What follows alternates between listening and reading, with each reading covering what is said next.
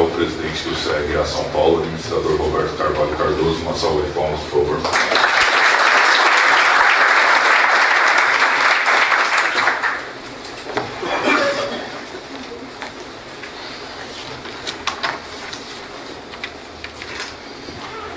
Minhas senhoras, meus senhores, meus colegas, eu queria, em meu nome, em nome do Conselho Regional de Administração, dar as boas-vindas a vocês, à nossa casa, e é uma honra muito grande tê-lo aqui, num dia que eu tenho certeza será muito profícuo.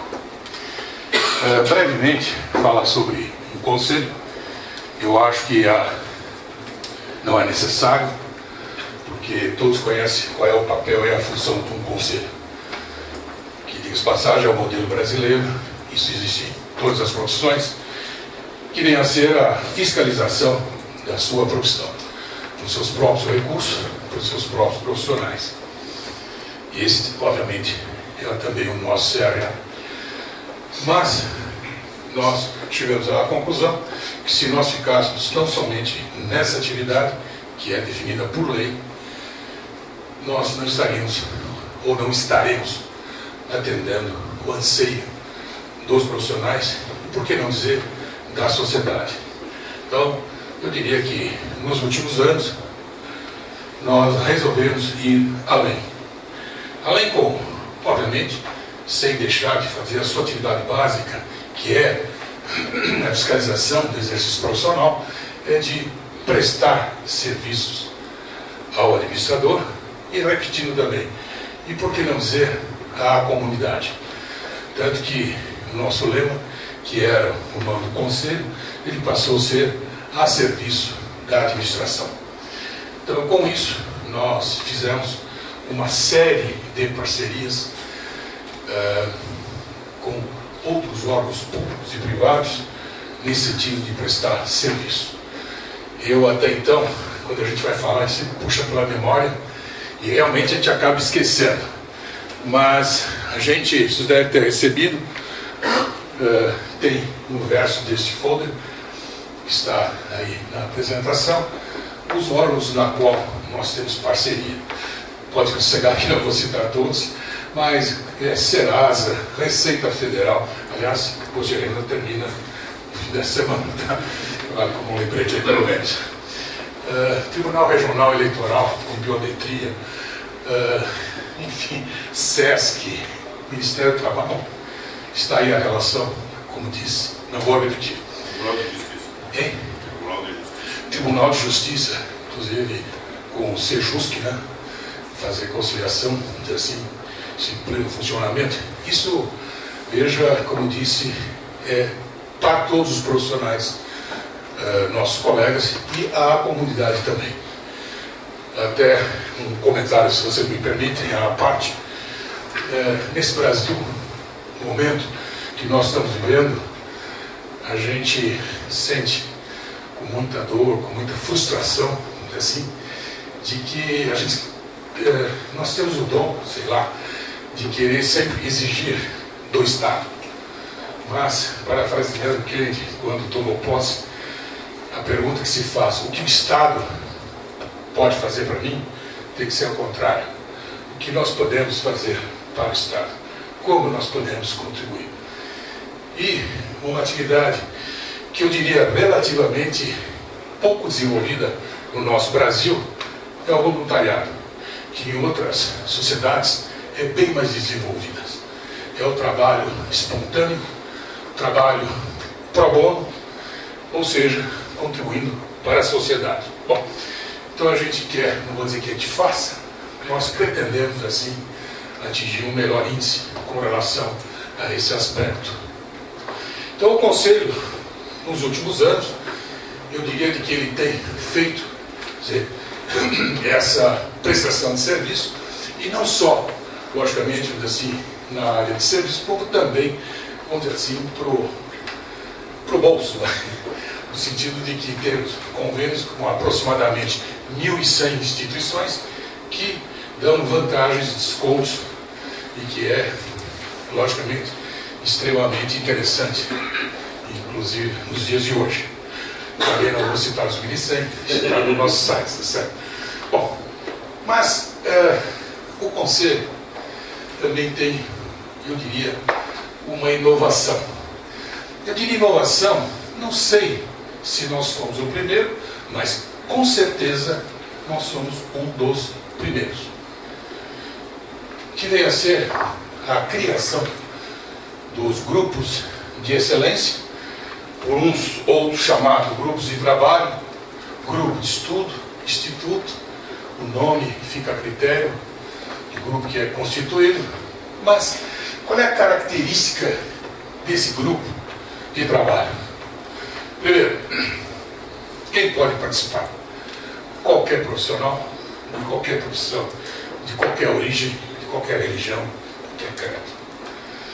Porque isso, nós realmente, além de nós propinarmos a diversidade, o importante é nós exercermos a diversidade.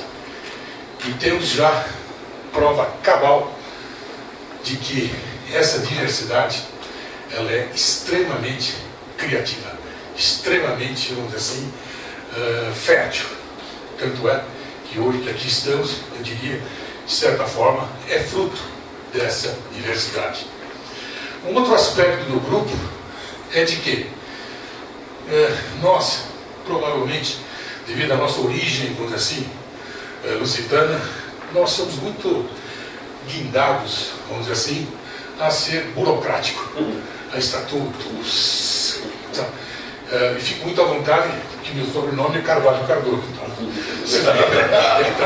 se fosse Smith ou coisa parecida, tem alguma tendência aí. Bom, mas por que nós vemos quantas iniciativas não se perdem, não morrem, são natimortas, que as primeiras reuniões fica se discutindo quem vai ser o presidente, qual vai ser o estatuto, como é que vai ser, perde-se um tempo enorme, ou seja, foge-se do objetivo básico e aquilo que é o principal deixa-se de lado. Então, dado essa experiência, vamos dizer assim, já vivida, o que a gente faz? Os grupos funcionam como eles quiserem. Tem que ter, logicamente, um coordenador para podermos assim, até ter uma ligação.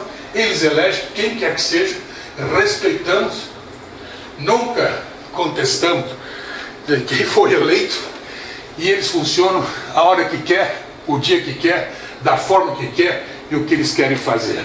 Ou seja, liberdade total. Qual é nosso objetivo? É que gere conhecimento. E isso, felizmente, a gente tem tido prova cabal que tem acontecido. E nos deixa, eu diria, de certa forma, bastante envaidecido. Para vocês terem uma ideia, nós temos hoje, no nosso conselho, 31 grupos de trabalho, nas mais diferentes modalidades. Administração esportiva, coach, agora era ver, eu estou fazendo ponto de administração, eu não vou falar os 31 dizendo que eu não vou conseguir, tá certo? Mas administração pública, gestão da saúde, já falei, condomínio, ensino superior, enfim, tem uma relação no nosso site. Então veja, por que eu estou citando isso? Eu quero ressaltar o voluntariado desses profissionais que fazem parte desses grupos e que nós temos diariamente, não no mesmo dia, logicamente, mas semanalmente, por volta de 500 profissionais que gravitam, que estão aqui nesse espaço, assim, falando sobre a sua especialidade, ou seja, contribuindo para a geração de conhecimento. Hoje, os senhores aqui vieram para quê? Para ter um encontro com o meu próprio nome, bastante sugestivo, com a Microsoft. Para vocês terem uma ideia, vamos dizer assim, que isso também vem ao encontro, não de encontro, ao encontro de dos nossos objetivos. Eu diria assim que nós e a nossa comunidade também está preocupada, mas preocupada não no sentido de medo, de receio, coisa parecida, não.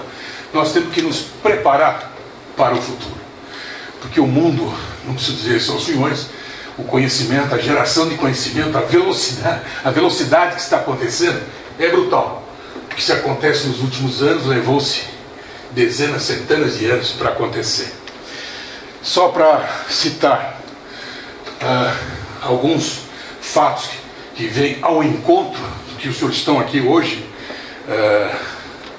esperando, nós temos nosso ENCOAD, nós estamos no nono, vamos agora este ano vai para o nono ENCOAD, ou seja, todos os anos, por volta de agosto mais ou menos. Mas o que é o ENCOAD? É simplesmente, quando eu falo simples, no sentido de que é prata da casa, no sentido dos colaboradores, são apresentações dos grupos de excelência ao público, que é quase que uma prestação de conta, se me permitem, vou dizer assim, com relação à comunidade, do que ele fez durante o ano. O tema do ano passado, em 2017, foi a administração no futuro. Ou seja, qual é o objetivo? Como é que vem o futuro? Como é que nós, administradores, e por que não dizer outros profissionais, estão se preparando, qual é a expectativa com relação ao futuro?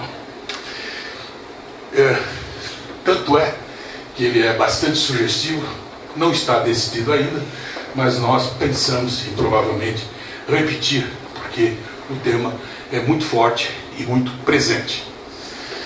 Mas não satisfeito, eu diria, não obstante esta colocação geral com os ENCOADs, nós realizamos agora, no dia 11 de abril, um encontro com os coordenadores das faculdades do Estado de São Paulo. Por que Estado de São Paulo? Obviamente porque é a região da qual, assim, nós temos, entre aspas, a responsabilidade. Então, nós fizemos um evento que denominou-se o ensino da administração frente ao mundo exponencial.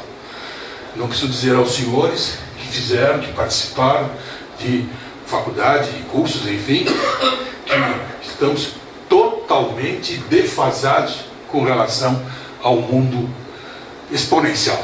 O mundo é outro. Hoje já é diferente. Amanhã será muito mais diferente ainda. Nós tivemos 157 inscritos, mas vejam, eu diria que esses inscritos, provavelmente, eu vi aí que quem são os administradores é um número bastante elevado, que a gente fica muito contente com isso, mas eu não tomei conhecimento que é um evento que foi dirigido às instituições de ensino. Então, como nós tivemos 157 inscrições de coordenadores, diretores e reitores, que é no sentido de que levantar o que está acontecendo para que se tenha um efeito multiplicador. Um ponto importante, que aliás isso já está acontecendo conosco, a gente fala, foi um grande evento, teve uma boa participação. Claro que nós queremos isso, mas hoje nós temos plena consciência que com os meios de comunicação, com as redes sociais, não digo que é o mais importante, mas deixa de ser o mais importante. Além do evento, é a sua disseminação, e assim, dar conhecimento à sociedade. Então, com isso, eu diria que a gente procura, à medida do possível, cumprir o nosso papel e, por que não dizer, a nossa obrigação. Portanto, hoje, com esse evento, denominado Encontro com a Microsoft, eu queria, em primeiro lugar, agradecer assim, o trabalho do Jorge Luiz dos Santos, que é o coordenador do Grupo de Excelência, Estudos em Tecnologia Digital, que é, assim, o pai dessa criança, desse evento e de outros mais, obviamente, que ele fez. E aproveitar, e repetindo meu nome, e em nome de toda a nossa comunidade de profissionais da administração, portanto, Conselho Regional de Administração, agradecer aos palestrantes que muito gentilmente, assim, aceitaram o convite em participar, em dar, assim, dividir e disseminar o seu conhecimento com a nossa comunidade. Portanto, agradeço de coração o Marcelo Piazzarolo, que será um dos palestrantes, e a Camila Pedrosa. Então, muito obrigado e que tenhamos um dia muito profícuo para todos nós. Muito obrigado, senhores.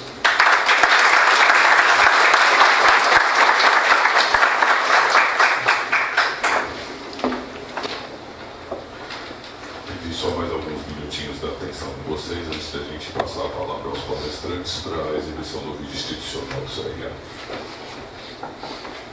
O trabalho do administrador, todos acham que podem fazer. Talvez pela atuação quase universal, ou pela beleza em cada movimento da arte de gerenciar pessoas.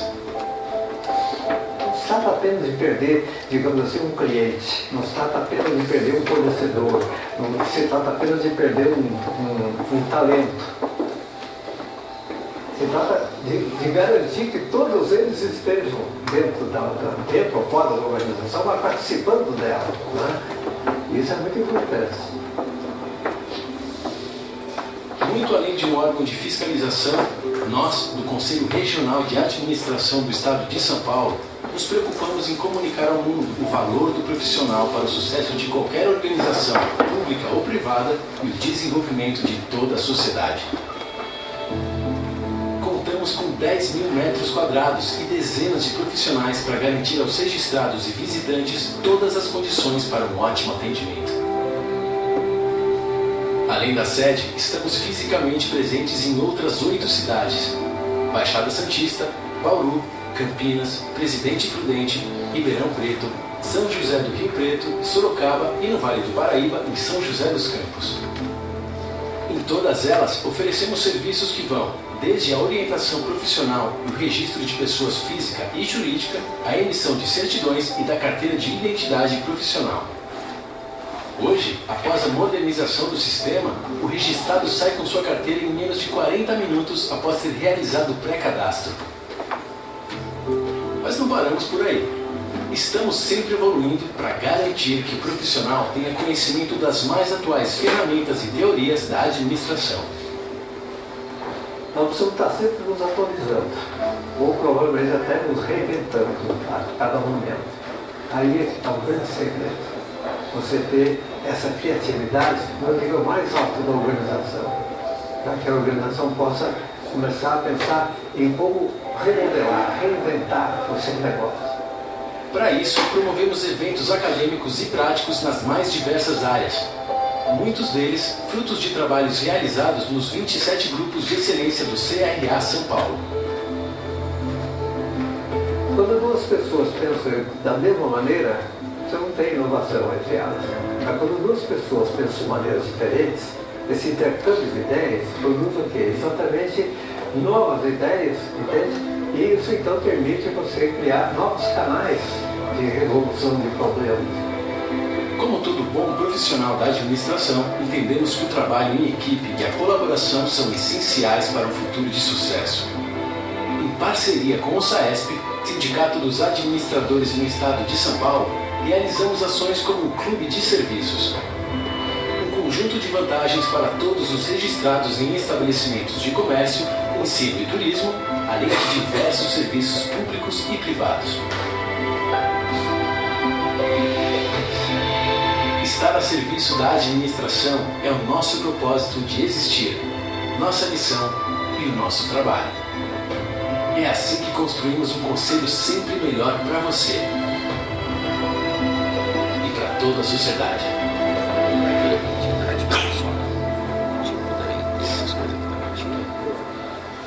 Obrigado pela atenção de vocês mais uma vez. Finalmente agora eu convido o Jorge, coordenador do grupo, para convidar os palestrantes. Obrigado. Bom dia a todos. Bom dia. E todas. É um prazer e uma honra receber vocês aqui para esse encontro com a Microsoft. Eu creio que é o primeiro encontro desse ano, uma empresa líder na área de software, como todos sabem, todos vocês com certeza são usuários de Microsoft, e a ideia de provocar esse primeiro encontro com a Microsoft é para dar importância a todos os eventos que nós vamos realizar durante esse ano. No ano passado, aqueles que participaram e aqueles que não participaram sabem que nós fizemos o primeiro encontro com a IBM, o segundo encontro com especialistas em segurança na internet, terceiro encontro com o Gabinete de Segurança Institucional da Presidência da República e o quarto com a HP. No começo agora está sendo feito esse evento com a Microsoft, que teve um sucesso de inscritos, de 183 inscritos hoje, como sempre uma quebra, algumas pessoas chegam mais tarde, mas tivemos um sucesso grande nessa fase das inscrições. Eu creio que é importante dizer para vocês também o seguinte, nós estamos filmando esse evento com o objetivo de disponibilizar eles no YouTube. Nós temos um grupo no YouTube, que é do nosso grupo de excelência, onde daqui a uns 15 dias, mais ou menos, essas apresentações de hoje serão disponibilizadas. A apresentação do Gabinete da Presidência da República já está disponibilizada no site, nesse espaço, e da HP também. Nós não fizemos a gravação da IBM nem dos especialistas em segurança, mas aí nós consideramos que o trabalho de coordenação para conseguir obter a presença de profissionais dessas empresas, que é muito difícil, exige um trabalho muito forte, tanto em relacionamento via e-mail como em relacionamento pessoal. No caso da IBM, a gente estive 3 vezes na sede da IBM para poder ter esses 2 companheiros, amigos agora, aqui presentes para poder compartilhar conhecimento. Então, nós chegamos à conclusão de que essa informação, esse conhecimento que eles trazem, ele não podia ficar perdido somente com a presença de vocês. São aqui que tenha 100 pessoas hoje, é importante, sim, mas nós deveríamos deixar essa informação disponível para todos os administradores, para toda a sociedade, como disse o professor Roberto. Nós trabalhamos para a sociedade. Então, nós tomamos a iniciativa do grupo de excelência de fazer essas gravações. No ano que vem, ou nesse ano ainda, parece que o CERREL vai fazer, está fazendo licitação, aqui é uma autarquia pública federal, está fazendo licitação para criar um sistema de gravação e ao mesmo tempo, simultaneamente, ter essa apresentação no YouTube. Como nós somos uma autarquia federal, tem que seguir as normas de compra de uma autarquia federal, e os produtos que são usados para fazer esse tipo de serviço são importados. Então aí cria mais problema para atender a 8666. Eu espero que vocês realmente tenham uma manhã gratificante no sentido do conhecimento que vocês vão receber. Eu quero agradecer a Microsoft, agradecer a presença, a Paula, que é a presidente da Microsoft, a presença desses 2 companheiros, como eu disse, e agradecer as balinhas, que eu estive na última vez, eu vi as balinhas na entrada da Microsoft, o logo da Microsoft, estão disponíveis lá, na área do Welcome Coffee, e eu recebi também, para minha surpresa, canetinhas da Microsoft, que ao final do evento nós vamos fazer a distribuição para vocês. Ok? Então eu quero convidar o Marcelo, que é gaúcho, conversando assim porque vocês não sabem, mas eu sou uruguaio. Então ele é um vizinho lá do sul. O Marcelo Piazzarolo é um especialista, estrategista em tecnologia no Microsoft. é bacharel em processamento de dados pela Universidade Luterana do Brasil, pós-graduação em finanças pela Pontifícia Universidade Católica do Rio Grande do Sul.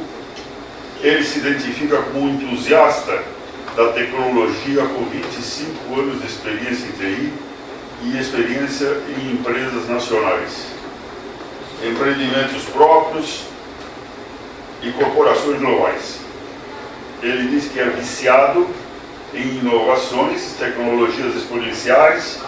Vocês viram o presidente Sagrado falar sobre esse encontro com os dirigentes das universidades, falando desse tema, a situação das empresas em fase exponencial. Modelos de empreendedorismo e dinâmicas de startup. Estudando sempre sobre as ramificações da robótica e inteligência artificial na sociedade moderna, um sujeito curioso sobre o futuro da educação, o capitalismo e o reposicionamento do que será o ser humano numa era de abundância e reinvenção do conceito de trabalho. Para quem não sabe, em 2030, provavelmente, 70% a 80% das profissões que existem hoje não vão existir mais. E por isso que todos que estão aqui, aqueles que têm mais experiência de cabelo branco, ou os jovens que estão aqui, eu sugiro que não deixem de participar dos nossos encontros e não deixem de estudar.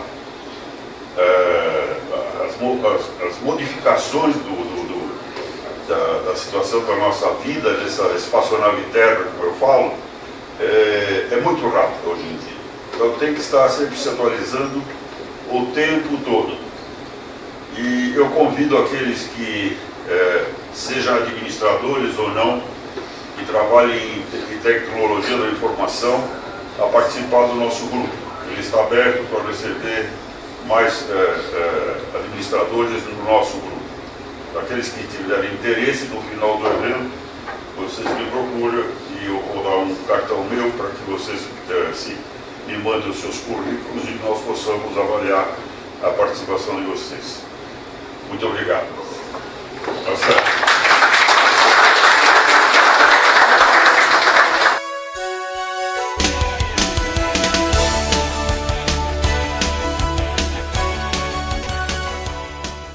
Bom dia a todos. Gostei muito do que eu escutei hoje aqui, né? Eu primeiramente gostaria de agradecer ao Jorge, que esteve conosco lá na Microsoft na semana passada e se empenhou bastante em fazer esse evento aqui para todos vocês. Também achei bastante profícuo a abertura do presidente, onde ele fala de alguns temas que eu vou abordar aqui. Se eu soubesse que o discurso seria aquele, eu teria preparado os slides para encaixarem perfeitamente naquele discurso, porque eu acho que todos nós estamos bem alinhados aqui, tá?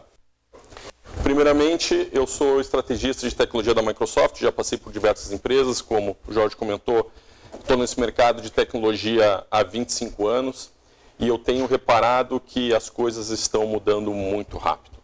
Comecei com mainframe, passei para todo o ambiente distribuído e o que eu comecei a assistir em tecnologia nos últimos 2 anos foi uma coisa que eu mesmo jamais imaginei que nós teríamos essa velocidade. Então a questão exponencial é realmente o que nós trataremos hoje. Eu gostei principalmente do discurso, dos 2 discursos de abertura, porque eu preparei essa apresentação para vocês baseado em 2 pressupostos. O primeiro, que a 4ª revolução industrial e que a proliferação dessas tecnologias não é novidade para mais ninguém aqui dentro dessa sala.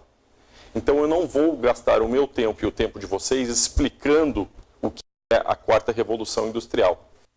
Eu vou partir do pressuposto que todos vocês conhecem, eu tenho certeza que vocês vão se sentir completamente à vontade no momento que eu fizer a conexão do que é a 4ª revolução industrial, do que a gente está vivendo no nosso dia a dia.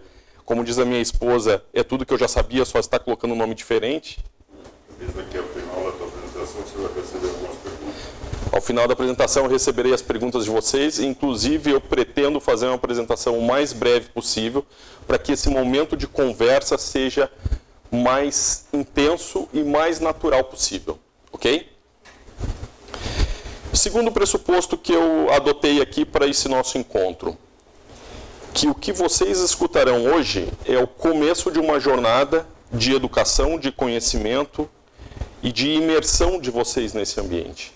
Então eu queria convidá-los, e eu gostei muito que a Camila trouxe aqui as nossas canetinhas lá da Microsoft, que vocês realmente, ao longo do que eu estiver falando aqui, façam anotações sobre as suas dúvidas, sobre os seus anseios, sobre as suas angústias, que eu acho que é um termo que a gente vai encontrar bastante nesse cenário, para a gente debater ao final dessa apresentação. Tá? Então, primeiro pressuposto, vocês já conhecem um assunto. Segundo pressuposto, isso aqui é o início de uma jornada onde vocês mergulharão como administradores que são nesse novo mundo. Ok? Combinado? Qual é o propósito hoje? Disseminar o entendimento das mudanças 4.0, apoiando pessoas e empresas a se adaptarem ao novo. Essa é a intenção aqui. Ok? Todo mundo de acordo? Estão todos no lugar certo hoje? O que eu vou comentar nesse menos de uma hora que eu pretendo tomar de vocês? O que é a quarta revolução industrial? Brevemente, como isso começou, como isso impactará a sua vida e como aproveitar a oportunidade. Eu chamei Revolução 4.0 o mecanismo, até para aproveitar a propaganda gratuita do mecanismo que está em todas as paradas de ônibus, aí, todos os pontos de ônibus, porque eu tenho falado sobre esse assunto já há algum bom tempo dentro da Microsoft para diversos clientes, e o que eu reparei, né, a gente vai exercitando isso no dia a dia, o que eu reparei é que existe um mecanismo por trás, existe uma estrutura que é interessante que todos conheçam para vocês identificarem qual é o melhor ponto de inflexão, onde é que vocês vão se debruçar para estudarem e entenderem qual é o ponto onde vocês farão a maior diferença dentro das organizações de vocês. Então eu não vou falar então de quarta revolução industrial, mas eu vou falar do mecanismo que está por trás, que foi uma coisa que eu percebi ao longo desses últimos 2 anos e que dificilmente, como é uma percepção pessoal, vocês não verão isso em nenhum outro lugar, né? Fiquem, inclusive, no momento da gente discutir isso ao final da palestra, fiquem à vontade para discordar e enriquecer esse meu ponto de vista para que eu consiga melhorar essa abordagem para as próximas audiências. E eu queria fazer uma rápida pesquisa aqui. Alguém já leu esse livro? A Quarta Revolução Industrial? Ok. Sapiens, grande best-seller. Quem já leu? Quem já teve contato? Homo Deus, do mesmo escritor, o Harari.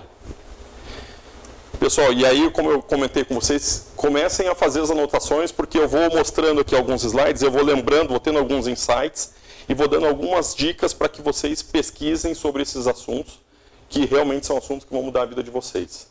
Não deixem de ler esses 3 livros. Tá? Para quem não tem muito o costume da leitura, vocês podem pesquisar no YouTube, tem diversas apresentações sobre isso. O professor Harari, né, Yuval Noah Harari, ele é um israelense, tem prestado diversas entrevistas para todos os meios de comunicação. O Fórum Econômico Mundial teve uma apresentação dele de mais de 1 hora esse ano, está no YouTube, fantástica a visão dele. Inclusive o Pedro Bial foi a Israel e entrevistou o Harari na casa dele, essa entrevista está na íntegra também no YouTube. Não deixem de assistir porque tem tudo a ver com esse assunto que a gente está conversando aqui hoje. Existem outras 4 publicações aqui que eu gosto bastante e também recomendo, né, que vocês façam a imersão nesse tema. E eu achei uma coisa bastante curiosa. Aquele segundo livro ali, As Indústrias do Futuro, do Alec Ross, eu comprei num grande pacote, aí, mais de 15 livros, e comecei a ler esse livro, acho que fui ler esse livro há 3 meses. E eu achei que o livro estava com muitas informações antigas. Né? Falava que a indústria XYZ ia adotar a robótica, falava que a indústria Y ia trabalhar com inteligência artificial. E aí, por curiosidade, eu fui olhar há quanto tempo esse livro tinha sido lançado. 2 anos. Então, em apenas 2 anos, todas as informações sobre previsões de futuro já são realidade. Então, esse negócio está andando muito, muito rápido. Tá? Não descaracteriza a questão do livro. Eu, como sou um entusiasta desse assunto, eu assino diversas redes sociais, Instagram, Facebook, mailing direto sobre as inovações que estão acontecendo nas empresas, nas indústrias. Então, para mim esse livro parece um pouco repetitivo, mas para quem não está nesse, né, não consome o seu dia a dia com esse assunto, eu acho que ainda vale a pena. Então são publicações aqui que eu recomendo que vocês mergulhem, tá? E aí, só para começar a pontuar um pouquinho o que é a quarta revolução industrial, a gente vai olhar um pouco de contexto. A primeira revolução industrial aconteceu entre 1760 e 1840, foi marcada pelas estradas de ferro e pelas máquinas a vapor. Em seguida, nós tivemos a segunda revolução industrial no século XIX, indo até o início do século XX, aí produção em massa, linhas de montagem, muito marcada pela eletricidade.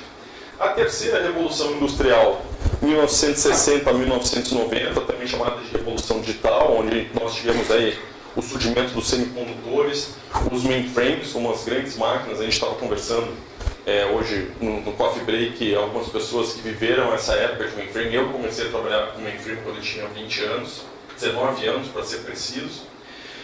E aí, marcado pela computação pessoal, né, muito do crescimento da Microsoft exatamente nessa época, que a missão, a visão do Bill Gates era democratizar o uso da computação, né, ter um computador em cada casa, e aí o surgimento da internet. E aí a gente chega à quarta revolução industrial, e esse aqui é um trecho que eu não gosto de colocar muito texto em slides, mas eu fiz questão de trazer a transcrição do início deste livro do Klaus Schwab, que é o fundador e o CEO do Fórum Econômico Mundial, que foi tema, e esse assunto de quarta revolução industrial foi o tema de 2016, ou seja, já é um assunto que não é tão novo assim, já estamos falando de 2 anos, onde eu gostaria de ressaltar, eu não vou ler todo o texto obviamente, mas que existem ondas simultâneas de avanços, né? Quando a gente olha na Revolução Digital, nós tivemos o surgimento da internet, que modificou completamente a forma como nós vivemos hoje no planeta.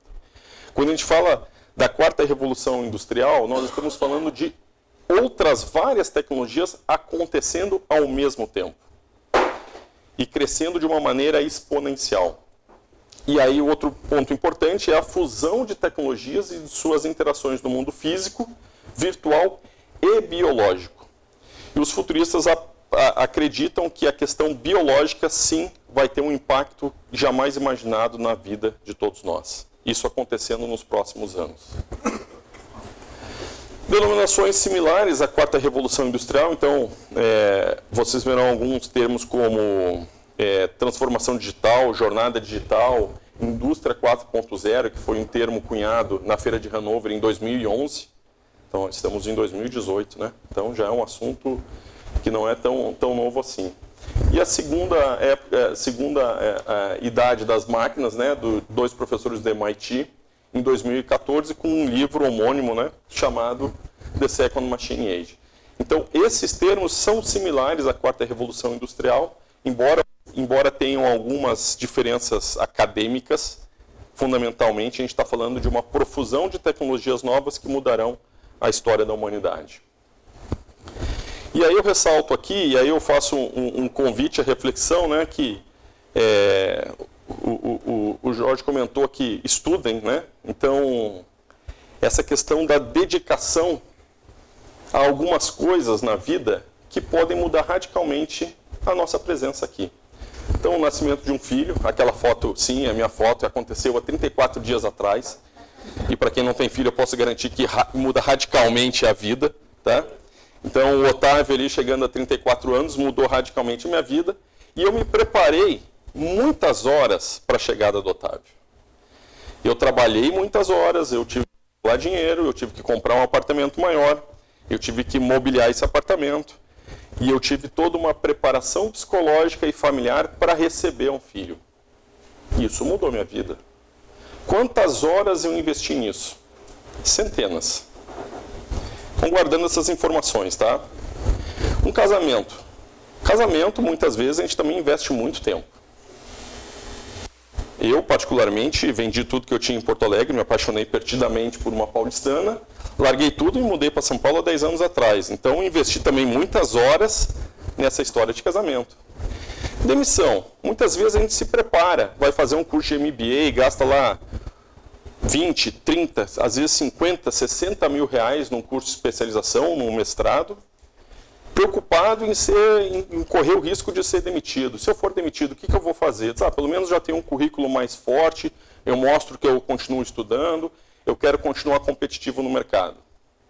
Só que a gente não tem certeza nenhuma de que essas coisas podem acontecer na nossa vida. Muitas vezes a gente se prepara para o nascimento de um filho e os casais não conseguem ter filhos. Muitas vezes se prepara para um casamento que é uma coisa que não dá certo. E a gente investe muitas horas. Então o que eu quero trazer para vocês com esse slide é que a gente se prepara e investe tempo em coisas que a gente não tem certeza que vão um dia acontecer. Só que quando a gente fala de quarta revolução industrial, esse negócio já está acontecendo. E a minha pergunta é, quantas horas da vida de vocês, administradores, vocês estão investindo para se preparar para esse novo mundo? Aqui não tenho certeza. Isso aqui já está acontecendo. E por que eu tenho tanta segurança em dizer que já está acontecendo? Porque isso é uma coisa que a gente chama de mainstream. Isso já está em todos os lugares. Se vocês analisarem, a edição de aniversário desse ano da Exame foram 5 revistas. Olha o título das revistas. Isso está ao alcance de quem no Brasil? De todas as pessoas que passavam na frente de uma banca de revista. Há uns 2 meses, mais ou menos, eu comecei a reparar que o Fantástico, aos domingos, toda edição trazia uma questão de inovação. Trazia um mercado que tinha sido impactado pelas inovações. Mainstream, pessoal. Milhões de pessoas, como diz a Rede Globo, 100 milhões de pessoas todos os dias, estão tendo acesso a isso. E nós aqui nessa sala, que somos administradores, somos responsáveis pela condução de empresas e de funções dentro de nossas empresas, quanto a gente está investindo em realmente se preparar para isso que está acontecendo? E esse é o meu convite. Se debrucem sobre esse assunto, porque ele realmente vai mudar a sua vida, vai mudar a vida dos seus filhos, a educação, de novo, a abertura do presidente hoje, a preocupação do CRA no ano passado em conversar com as universidades e entender como essa questão do conhecimento exponencial está sendo tratado, vai mudar a educação dos nossos filhos. Não vai ser como a gente via até esse momento. A saúde da sua empresa, pode ser que a sua empresa não exista daqui a 20 anos. A gente começa a discutir coisas que eram inquestionáveis há um tempo atrás. Eu recebi na Microsoft há alguns meses para ter essa conversa, e isso aqui é um trabalho que eu faço na Microsoft que tem a duração de 5 horas, então eu vou tentar trazer isso para vocês em 40 minutos, então não tem como abordar esse tema em 40 minutos, mas só mostrando para vocês quais são os caminhos, fazendo uma curadoria desse material, para que vocês realmente consigam mergulhar no assunto,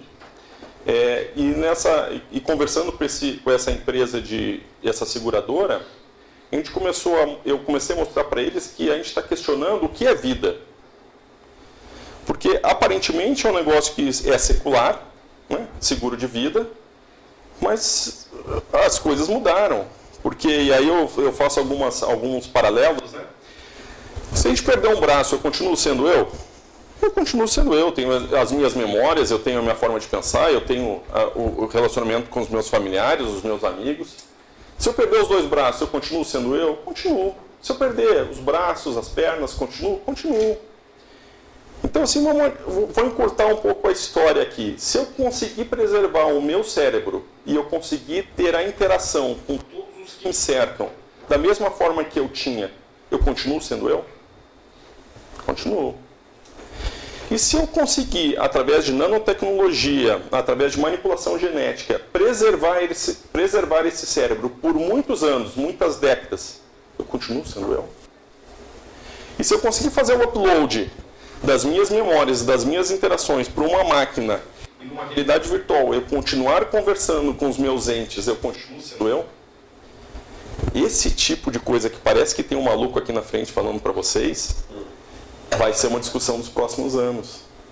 Então, o que é fazer um seguro de vida no mundo desses? Se isso abala, inclusive, o questionamento, né, da sociedade sobre o que é ser vida, imaginem as empresas de vocês. Então, vocês têm a responsabilidade de conduzir essa reflexão dentro das companhias. Fundamentalmente, isso muda a sociedade. E no momento que vocês se debruçarem sobre aquelas publicações que eu trouxe para vocês, que eu indiquei para vocês, vocês vão entender que isso vai mudar a história da humanidade. E aí, quando eu digo que eu não vou mergulhar aqui em quarta revolução industrial, é porque eu gostaria que vocês fizessem isso depois dessa nossa conversa aqui hoje. Porque existem 3 posturas que nós podemos assumir diante dessas mudanças. Eu posso querer participar da criação do futuro, eu posso simplesmente esperar para me adaptar ao futuro, ou eu posso ter o direito de participar, brigar pelo direito de participar desse futuro. Esse slide aqui foi gentilmente cedido pela Rosa Alegria, que é uma futurista, tem 18 anos aí de futurismo, estudou em Houston sobre esse assunto, e aí, de novo, né, dando as pílulas para que vocês continuem esse estudo, procurem também pela palavra futurismo, existem alguns treinamentos interessantes. Futurismo não é nenhuma questão mística, hein? Tá? Simplesmente são pessoas que têm a capacidade de, usando métodos consultivos, trazerem cenários do futuro para serem acoplados ao planejamento estratégico das empresas, né? Acho importante que vocês se preparem para também ter essa aptidão nos próximos anos, para que consigam fazer essa conexão. Às vezes eu vejo algumas empresas fazendo planejamento estratégico e não estão olhando para todas as mudanças que a gente está discutindo aqui. Pessoal, se tudo isso vai ser impactado dessa forma, como isso não está sendo trazido à discussão no planejamento estratégico? O planejamento estratégico de 5, 10 anos não leva em consideração essas mudanças? Tem alguma coisa estranha acontecendo aqui, tá? E aí, dentro da Microsoft, para os nossos projetos, a gente usa uma metodologia que se chama ADKAR, que é de uma organização chamada ProSci. Eu trouxe o início dessa metodologia aqui, só para mostrar que na Microsoft nós acreditamos nessa metodologia, porque nos nossos projetos nós seguimos 5 passos. Primeiro, mostrar que a mudança é necessária, então criar o awareness. Eu não traduzi porque o material a organização trabalha essa metodologia em inglês. Depois, despertar o desejo pela mudança. Terceiro, o conhecimento de como mudar, que essa é a parte onde a gente investe mais tempo. A habilidade para demonstrar os novos skills e comportamentos, então é o momento que a gente realmente implementa a mudança. E por último, o reinforcement. Eu faço o reforço dessa mensagem até que ela torne cultura e seja natural às companhias, né? As mudanças que são implementadas. Hoje o que eu vou fazer com vocês é só o awareness. E a minha pretensão aqui hoje, meu propósito é só mostrar para vocês que está mudando e como é que está mudando. Então, não tenham a expectativa de que a gente vai seguir os outros passos, eu espero que vocês o façam. E aí quando eu começo a falar assim, eu espero que vocês se dediquem sobre esse assunto, etc., vocês podem pensar, mas eu não tenho tanto tempo para isso, tenho diversas atividades no meu dia, todos nós estamos correndo bastante, né, nas nossas vidas, e eu gosto muito, e eu estava comentando com vocês que o Otávio chegou na minha vida e eu sou responsável então por fazer a sessão pós-mamada, né, aquela brincadeira do arroto ali, que eu fico quase 1 hora com ele no colo, e isso acontece a cada 3 horas, independente do turno, se amanhã, madrugada, noite, etc. E o que eu faço nesses momentos? Eu ligo a TV, entro no YouTube e começo a assistir as palestras do TED. O TED são palestras de 15 minutos e são fantásticas, né? Eles têm um poder de concisão de entregar uma mensagem em 15 minutos que eu não vou fazer aqui em 1 hora. Então eu invejo muito a preparação daqueles palestrantes. Mas assistindo essas palestras do TED, eu me deparei com essa palestra que já teve mais de visualização, do Josh Kaufman, que ele traz a informação de que para que nós sejamos experts em alguma coisa, nós precisamos, existem estudos do século passado, na metade do século passado, que mostram que a gente precisaria se dedicar 10.000 horas a um assunto para ser expert. Quem é mais matemático aqui já está correndo com a calculadora para ver mais ou menos quanto tempo leva 10.000 horas. Se a gente dividir isso por 8 horas, 5 dias por semana, eu acho, se eu não me engano, dá mais ou menos 4 anos e pouco, né, de 10.000 horas. Então seria mais ou menos você estudar todas as noites numa faculdade e depois trabalhar num assunto mais 2, 3 anos em tempo integral. Ninguém aqui precisa ser expert nesse assunto. Mas ele chegou num desenho de que 20 horas é a melhor relação custo-benefício para qualquer assunto. Então, se você conseguir se dedicar com afinco, com atenção, 20 horas num assunto, procurando as fontes corretas, né? Recebendo essas informações de uma curadoria feita por alguém, você tem um excelente nível de conhecimento. Então, o meu convite para vocês hoje é que vocês aproveitem a curadoria que eu fiz com muito carinho para todos vocês e que se debrucem 20 horas sobre cada pilar desse assunto. E o que são esses pilares? É o desenho do mecanismo que eu preparei para vocês aqui em alguns slides que vão aparecer para frente. Então guardem esse número, 20 horas é o ponto ideal. Por que esse negócio de quarta revolução industrial começou logo agora na minha vez, né? Se a humanidade bem, todos nós trabalhando, nós tínhamos lá um cantinho de conforto, estava quentinho, estava gostoso, e agora vem essa tal de mudança da história da humanidade. Bem na minha vez. O que ocasionou isso foi o poder do processamento dos computadores. Então, quando a gente analisa esse gráfico, esse é um gráfico que acompanha o desenho dos processadores. E aí vamos falar mais ou menos 1960, a gente começa a reparar que essa capacidade, ela cresce em progressão geométrica, ela dobra a cada 18 ou 24 meses, pelo mesmo valor financeiro. Então, o que a gente comenta, existe uma lei, né, uma observação feita por um dos fundadores da Intel, Moore, que se chama Lei de Moore. Ele reparou, há muitos anos, esse comportamento na linha de processamento. Então, o conceito não é bem esse, mas em linhas gerais, se eu tiver $1.000 na minha carteira para comprar um poder de computação, eu vou comprar um poder de computação X, daqui a 18 ou 24 meses, pelos mesmos $1.000, eu vou comprar o dobro, e assim sucessivamente, isso cresce exponencialmente. A gente está falando de 1960, a gente está em quase 2020, imaginem em progressão geométrica a capacidade que a gente tem hoje. Eu não vou gastar o tempo de vocês aqui trazendo todas as informações que vocês sabem, que um mainframe cabe dentro de um pendrive, etc. Está todo mundo bastante acostumado com esse tipo de analogia, mas é exatamente o que aconteceu aqui.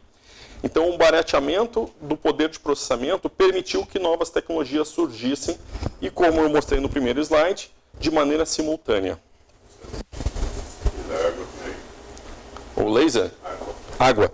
Ah, daqui a pouco eu me sirvo, sim. Obrigado. Aqui tem outro, e aqui eu listei para vocês, aí fala, né, da produção do poder de computação e do nascimento das tecnologias exponenciais. Eu comecei a listar as exponenciais que eu lembrava. Obviamente que eu não vou passar por elas. Eu fiz a conta. Quando eu faço essa palestra na Microsoft para os nossos clientes, eu escolho 3, 4 dessas tecnologias e eu elas em 15 minutos por um público leigo, né? E eu fiz as contas aqui. Se eu pegasse 20 tecnologias e gastasse só 15 minutos em cada uma delas, nós ficaríamos 5 horas aqui falando sobre tecnologia, tá? Não farei isso e convido que vocês invistam aquelas 20 horas mágicas de tecnologia. Feito? Eu fiz um destaque especial ali embaixo para o GNR, Genética, Nanotecnologia e Robótica. Essas 3 tecnologias especiais realmente têm o poder de mudar a história da humanidade. Então, quando dos estudos de vocês sobre as tecnologias, dediquem um carinho aí especial a essas 3. Tá? E aí, diante de toda essa questão tecnológica, nasce um novo catalisador aqui. Quem está aproveitando essa oportunidade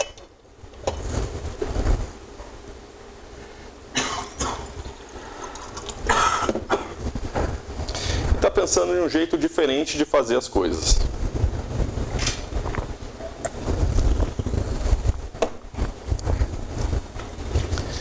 As startups. E esse slide também foi gentilmente cedido pelo Igor Dreves. Ele criou esse slide para a apresentação, para a minha apresentação dentro da Microsoft. O Igor é membro da Startse. Alguém conhece a Startse? Só lembrando, eu tive num evento da Startse há uns 2 anos, uma convenção anual deles, e foi realmente um divisor de águas para mim. Então, na semana que vem, eu acredito que a semana que vem vai acontecer de novo esse evento nacional deles, o evento anual deles, aqui em São Paulo. Recomendo que vocês compareçam ao evento. Acho que ele tem um custo de mais ou menos $1.000 e eu acho que vai ser... foi interessante para mim. Então, tudo que eu experimento e tenho sucesso e tenho uma questão positiva, eu recomendo. Então, recomendo que vocês pesquisem sobre a Startse e sobre esse evento. O que é uma startup? Uma organização temporária desenhada para procurar um modelo de negócios repetível e escalável. Normalmente, a startup ela tem um propósito. Ela nasce para resolver um problema. E ela faz isso como? Se debruçando sobre aquelas tecnologias exponenciais e entendendo como aquelas tecnologias juntas, 2, 3 ou 4 tecnologias, conseguem dar uma visão diferente para um problema que a gente já conhecia. Coisa que as indústrias tradicionais têm uma certa dificuldade de fazer, por todas as questões que nós conhecemos, né? Precisam entregar valor ao acionista, tem um planejamento estratégico que às vezes é um pouco rígido, está dentro de um mercado, está preocupada com o seu market share, está preocupada com seus concorrentes direto e acaba não percebendo que existem startups que estão resolvendo os problemas de um jeito diferente, que a gente chama de hackear esses problemas, né? Usando tecnologias que as empresas tradicionais não estão fazendo. Então, startups também é um outro pilar que eu sugiro que vocês se dediquem aí nessas 20 horas para entender como é esse modelo de negócio e por que elas são tão diferentes das empresas tradicionais e por que elas não são microempresas ou pequenas empresas. Há uns 3 anos eu tinha essa dúvida, né? Eu perguntava qual a diferença de uma startup com uma pequena empresa, né? E aí, gentilmente e humildemente, como eu não conheço todos os assuntos, eu fui pesquisar essas minhas 20 horas, né, que hoje se tornaram muito mais do que isso, e aí eu tive o Igor me apoiando e me ensinando bastante sobre startups. E aí, eu chego no slide principal, e aí eu também não quero comer essa 1 hora de apresentação aqui, eu prefiro ir numa linha mais de TED de 15 minutos, vamos deixar aí por 40 minutos, e aí a minha visão sobre o que é o mecanismo que está por trás da indústria, da Revolução Industrial, né, da 4ª Revolução Industrial. Eu reparei que existem alguns atores nesse cenário.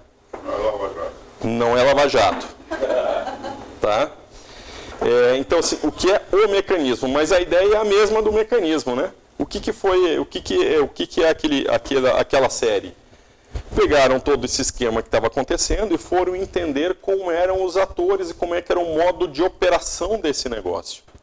O que eu fiz aqui foi alguma coisa autoral, né? Então, sujeito a todas as falhas em um modelo em construção, eu fiz exatamente isso. Eu levantei quais são os atores e como é que se dá a interação disso e quais são os pontos que eu acredito que sejam mais importantes de vocês, administradores, observarem para levar isso para dentro das companhias de vocês. Primeiro, onde tudo começou? Poder computacional, certo? Lei de Moore crescendo exponencialmente, então nós temos uma progressão aqui geométrica, a cada 18, 24 meses os processadores dobram sua capacidade pelo mesmo valor financeiro. Isso gera o quê? Essa é a hora que vocês começam a participar, hein? Isso gera o quê?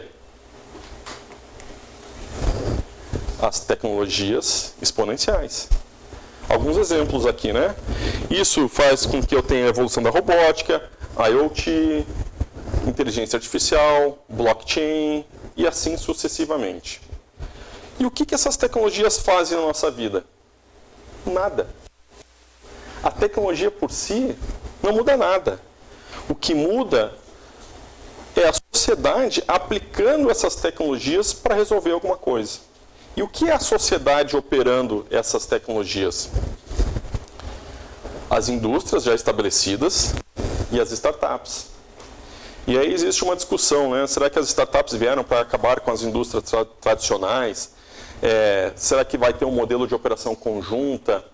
Isso varia de caso para caso. Eu acho que dependendo do segmento que a gente está conversando, existe mais um embate e às vezes existe mais a coalizão.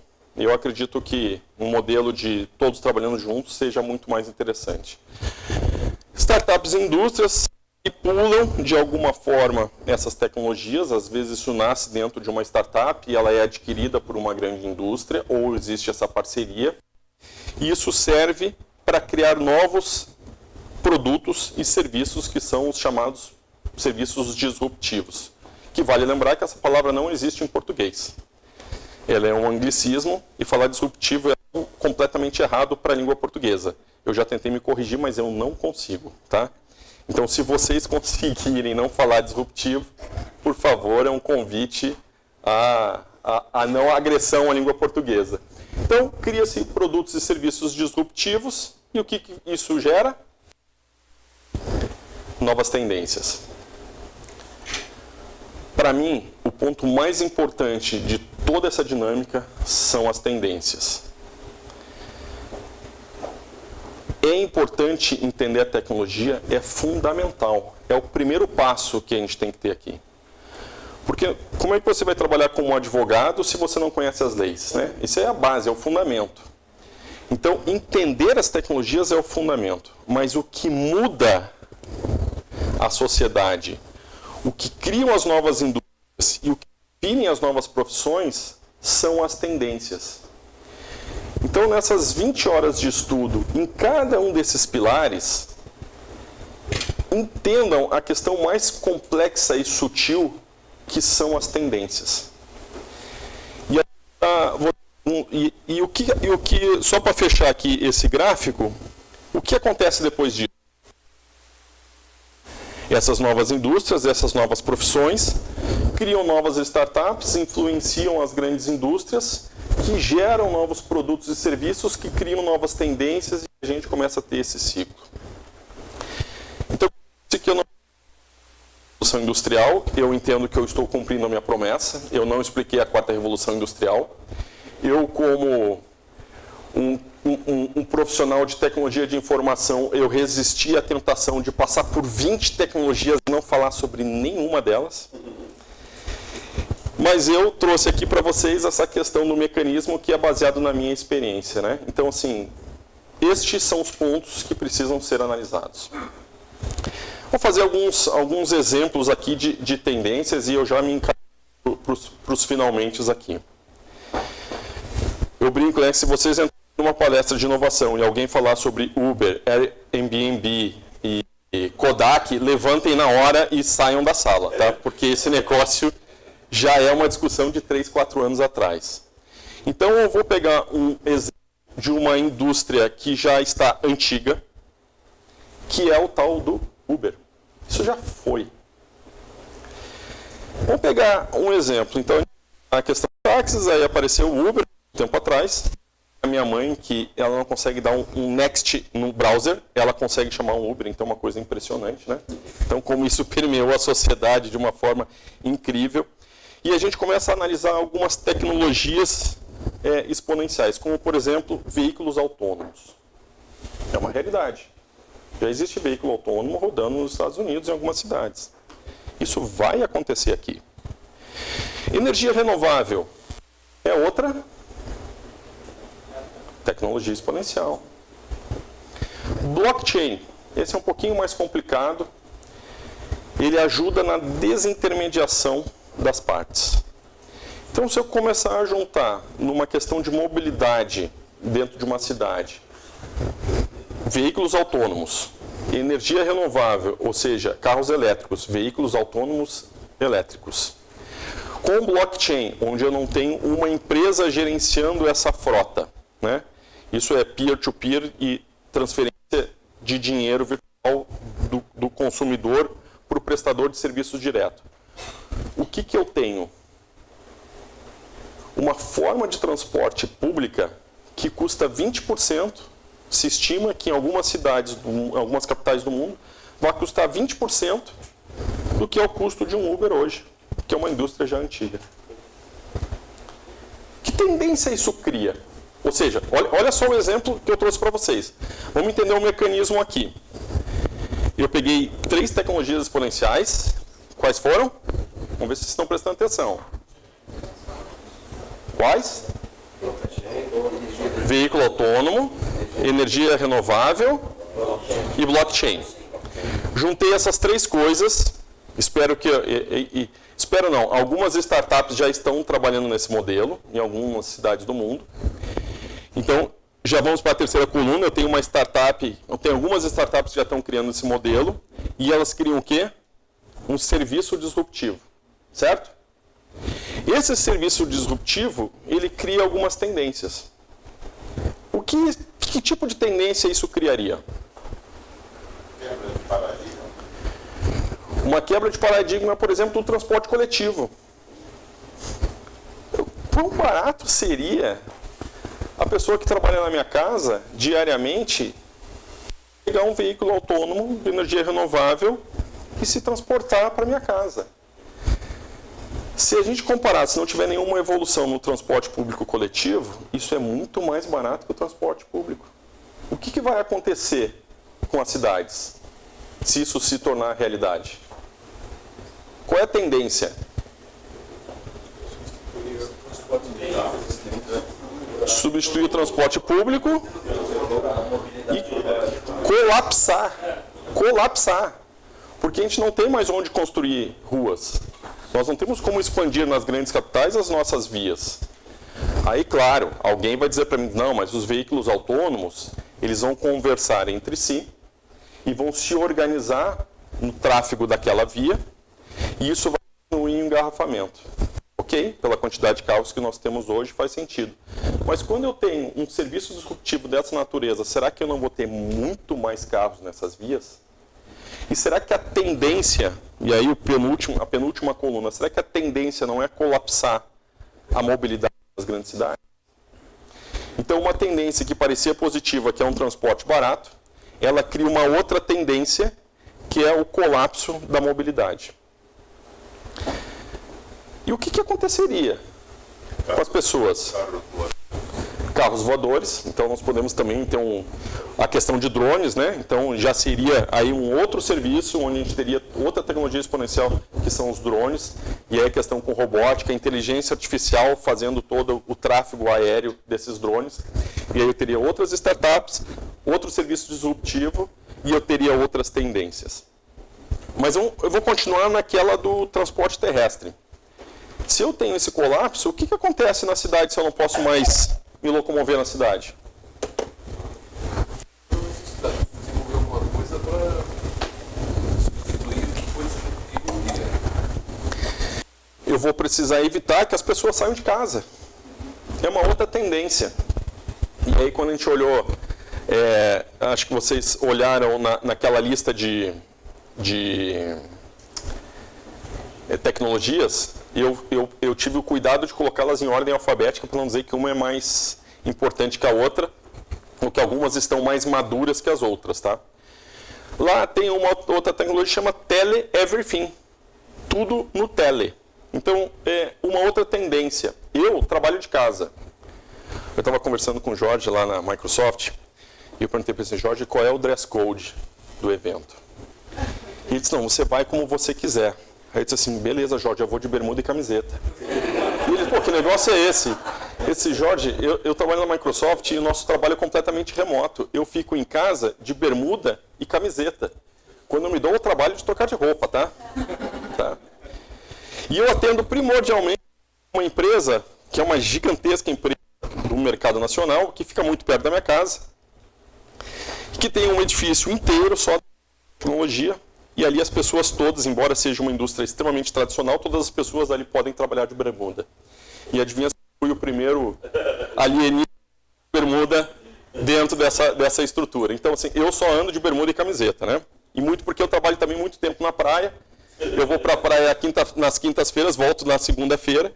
E como eu tenho internet lá, eu tenho todas as minhas interações com todos os meus colegas de trabalho e com o meu cliente via Skype.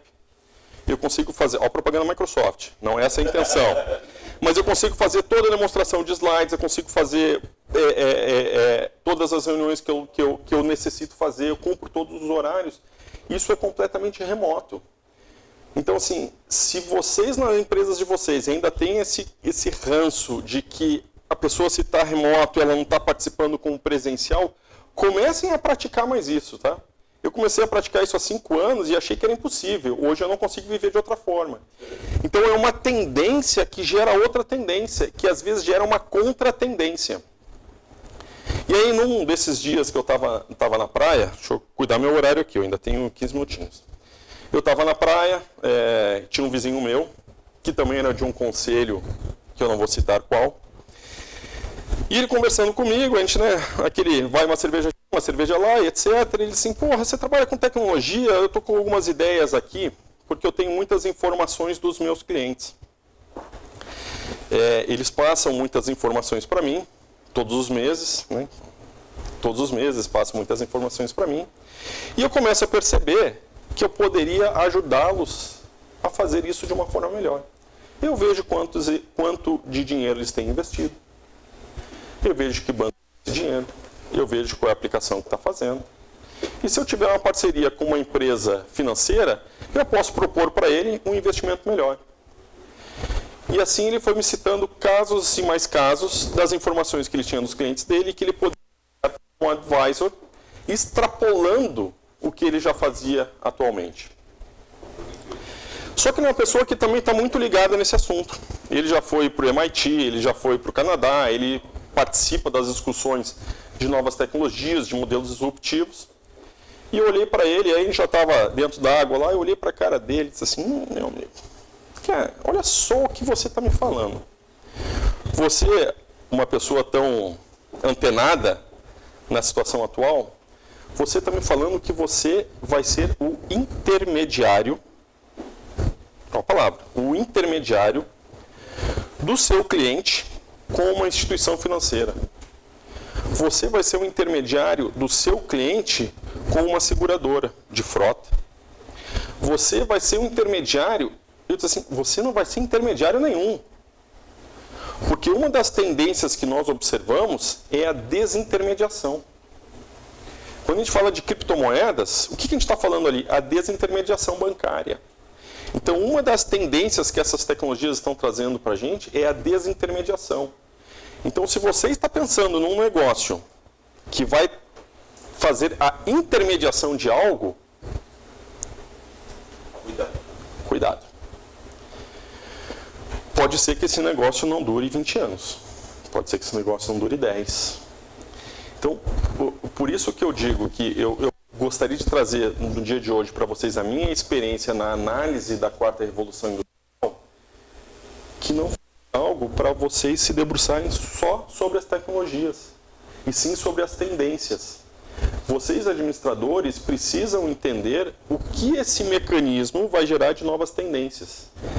Se a profissão de vocês, se a linha de estudo dos filhos de vocês, se a linha de atuação das empresas de vocês estiver na contramão das tendências, sugiro que se adaptem. Se vocês estão pensando em criar um novo negócio, entrar numa nova profissão e perceber uma tendência forte no mercado, que ela é crescente, go. Né? Acho que tem tudo para dar certo. Então, por isso que eu tinha colocado aqui o nome dessa apresentação hoje, era a Quarta Revolução Industrial, um guia de sobrevivência, eu achei muito agressivo, e resolvi mudar para o mecanismo, porque quando a gente vê uma mudança, a gente tem a oportunidade de aproveitar essa mudança e fazer algo que seja realmente interessante. E aí, aqui a gente tem metas, tendências, contra tendências, eu acho que é a parte fundamental nessa brincadeira. E aí, nesses meus estudos, eu me deparei com uma sugestão de leitura, que foi um dos livros que eu trouxe lá na frente, do Kevin Kelly. O Kevin Kelly é um personagem importantíssimo nos Estados Unidos, no mundo. Ele foi um dos fundadores da revista The Verge, uma das primeiras revistas a abordarem temas de tecnologia nos Estados Unidos. E ele publicou esse livro. Eu recomendo que vocês interessados em tendências que agora estão, adquiram esse livro e façam a leitura. Ele traz aqui 12 ele chama de forças tecnológicas, mas eu encarei isso como tendências. Então, ele explica cada uma dessas 12. Então, eu vou pincelar algumas só para vocês terem ideia do que é a ideia dele. Então, vamos começar pela primeira, o Becoming. Becoming, se tornando.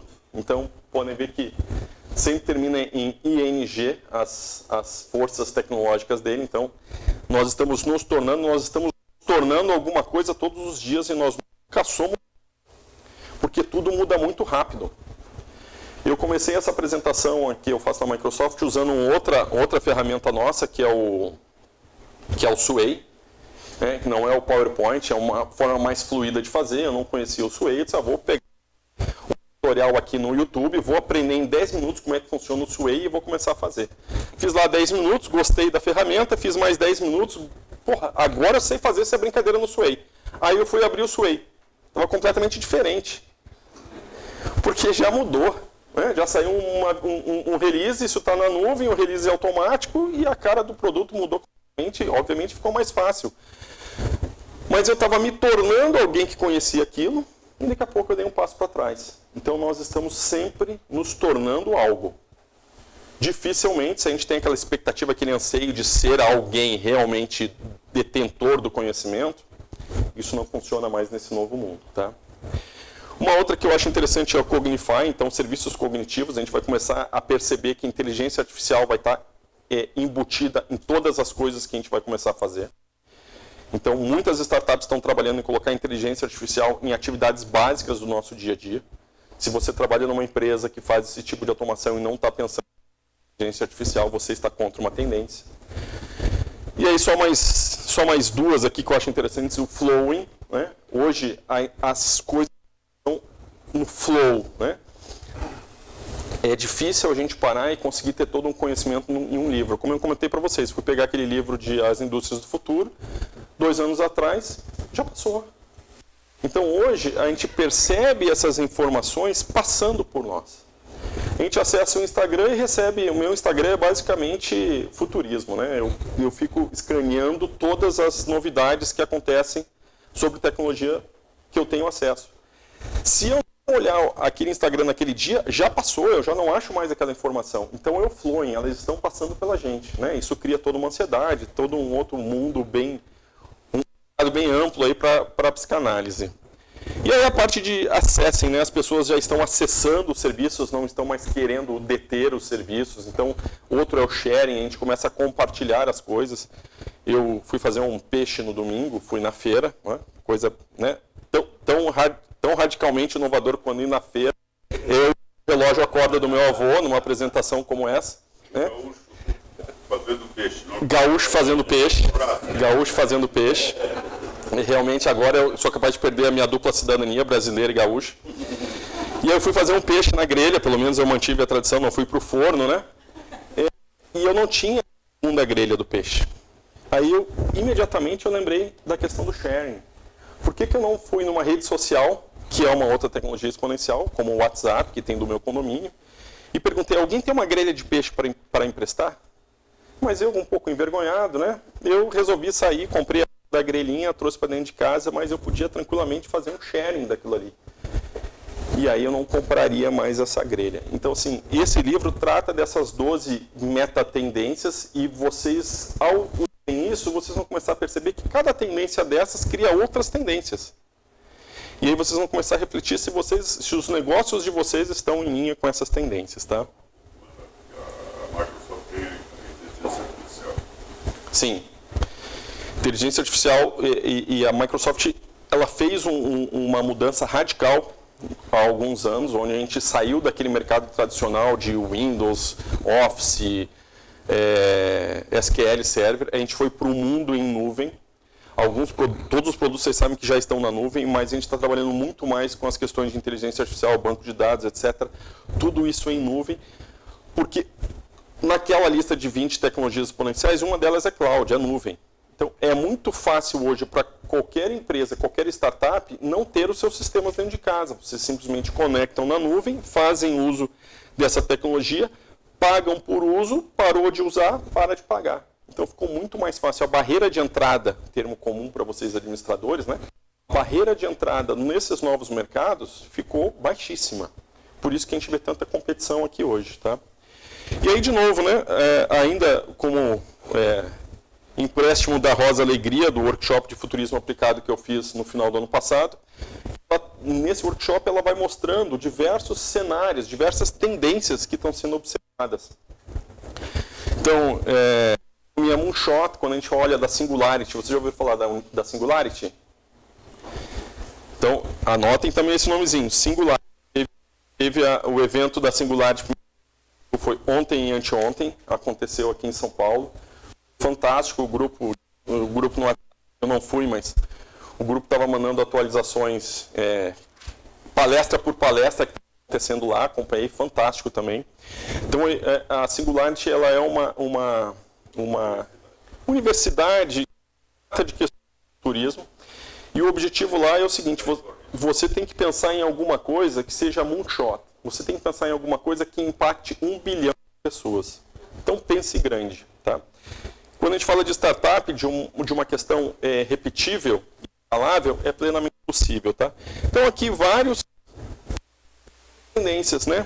Simplicidade o low sumerismo, tem um filmezinho, tem um documentário, não me lembro se é no YouTube, no Netflix, falando sobre consumismo, né, o low sumerismo, onde as pessoas começam a comprar menos, mas comprar coisas realmente de qualidade. Não é que você vai ter menos e você só vai ter porcaria. Então você vai ter um par de sapato, mas é um par de sapato fantástico, né, que você vai poder usar por muitos anos. Então, questões desse tipo são tendências. E aí, design recirculativo, né, como é que eu posso ter um produto e transformar, e quando eu não precisar mais desse produto, transforma em outro produto. Isso aqui vai muito em linha com as impressoras 3D, eu posso imprimir uma cadeira para receber pessoas na minha casa. Depois terminou aquele jantar, eu coloco essa matéria-prima de volta na impressora 3D e eu uma escada porque eu preciso trocar uma lâmpada, então coisas vão começar a acontecer. Quando a gente fala de impressora 3D, tem mais de 400 tipos de tintas, né? Tem impressora 3D que hoje imprime concreto e constrói casas em menos de 24 horas.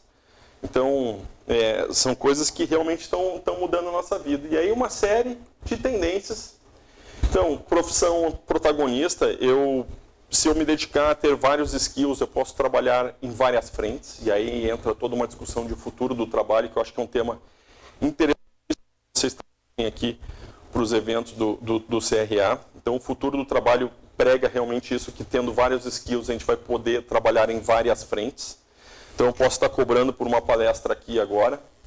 Eu posso sair daqui, pegar o meu carro, compartilhar a carona, dar carona para alguém, cobrar isso. Aí eu chego na Microsoft, trabalho para a Microsoft, pela Microsoft, e em um dia eu fiz 3 fontes de renda. Então, isso tende a ser o futuro da profissão protagonista. Quanto mais skills, mais variado for o nosso conhecimento, mais portas a gente abre nessa nova economia. Vocês estão se perguntando, né, como é que eu faço? Esse maluco veio aqui, disse que eu tenho que estudar 20 horas naquelas colunas, eu vou isso, aí eu vou chegar na minha empresa e eu vou fazer o quê? Existe um método para isso. E existem mais de 30 metodologias para que a gente aplique essa questão de futurismo, para que a gente aplique essa questão de nova economia na nossa empresa. Eu trouxe um que eu achei o mais simples, mais direto, e eu vou passar rapidamente para vocês, que é um processo de escaneamento. É legal eu ter dentro da minha empresa uma área de inovação que esteja atenta às coisas que estão acontecendo no mercado. Então, as ferramentas, né, como eu falei para vocês, existem várias empresas que têm lá ferramentas, plataformas que trazem todas as inovações que estão acontecendo no mundo naquele momento. Eu tenho diversas fontes de informações diferentes, eu tenho termos diferentes que estão acontecendo sobre esse assunto. Eu começo a receber tudo isso e eu vou fazendo os findings, né, que são os agrupamentos por natureza sobre esses assuntos. Vou coletando e colocando uns tags, né, vou colocando umas marcações em algumas coisas que podem ser problemas para minha empresa, essas que podem ser oportunidades. Desse agrupamento eu faço uma análise, então ela vai passar por um filtro, então eu começo a entender se aquela tendência ela se confirma, se a fonte dela é confiável, se cientificamente aquele negócio faz sentido, porque tem muito fake news hoje em dia, né? Começo a fazer essa análise E aí eu começo a ter um extrato que são os sinais fortes de tendências e os sinais fracos. Como é que eu trabalho isso? Nos sinais fortes, eu começo a ter alguns cenários para eu integrar com o planejamento estratégico da minha companhia. Olha, a nossa companhia está pensando em fazer isso para os próximos 5 anos, a gente vai se manter no mercado desta forma, mas existem tendências muito fortes A, B e C, e podem impactar o nosso planejamento estratégico desta forma. E também vão aparecer alguns sinais fracos, né, que podem se transformar em cenários alternativos. Esse cenário é fraco hoje, mas daqui a alguns meses ele pode, com uma nova tecnologia ou um novo nível de maturidade de uma tecnologia, ele pode ficar muito mais forte e também impactar a minha empresa. Então esse aqui é só um dos processos formais, né, consultivos, de a gente capturar as mudanças que estão acontecendo no mercado e fazer a integração às nossas empresas. E aí, isso aqui também é um outro modelo, o modelo Fast Forward. Vocês, quando começarem a pesquisar sobre o assunto, se depararão com esse modelo. Ele é um modelo que, uma das partes ali é o scanning, depois eu analiso interpreto e prospecto, eu crio uma nova visão, isso se integra ao meu planejamento e eu vou criar algumas ações em cima disso. Tá? Outra metodologia bastante interessante. Então, não fiquem assustados. Existem formas metodológicas de fazer a incorporação disso no dia a dia das companhias de vocês. E com isso vocês vão criar os tais dos arquétipos para os cenários futuristas. Eu posso ter um cenário onde eu viso a continuidade da minha empresa, eu posso ter um cenário que eu acredito no equilíbrio das forças do mercado no longo prazo, eu posso ter um cenário onde eu acredito, onde eu vou desenhar que tudo vai colapsar, então uma visão mais negativa possível dessas mudanças. E eu posso ter um cenário que é o cenário de transformação, que é o cenário que eu mais acredito, que é um cenário onde a gente percebe as tendências, se projeta, se reprograma para aproveitar essas tendências, criar um mercado para a nossa empresa e para as nossas profissões.